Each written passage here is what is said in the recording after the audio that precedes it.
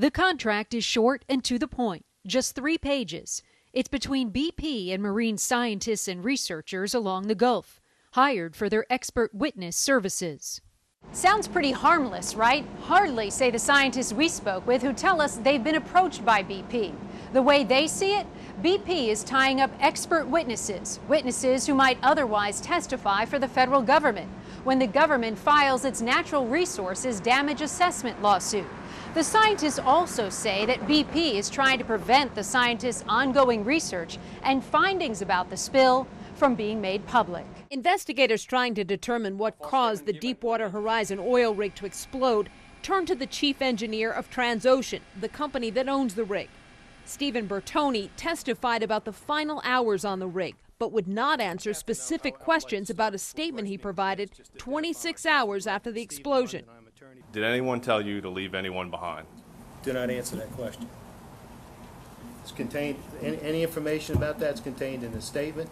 Bertoni would only acknowledge the statement he gave hours after the explosion was truthful.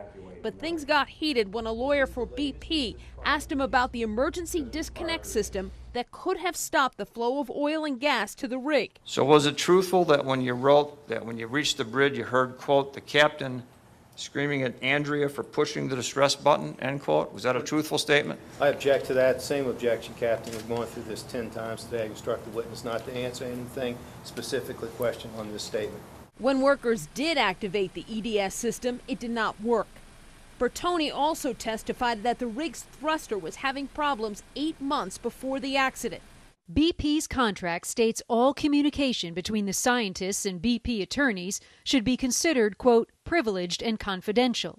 It also says scientists have to wait 3 years after they sign the contract to publish their findings, or at least until the natural resource damage assessment is complete.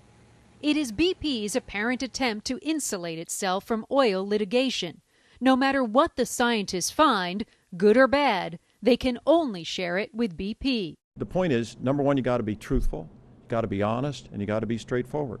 We can't mislead people, but it is not misleading to say to any potential tourist that our beaches, the vast majority of our beaches, are beautiful, the water is clean, the fish are biting, and they can go scalloping. The prosecutor we spoke with says being designated as a party of interest means that a criminal probe is possible.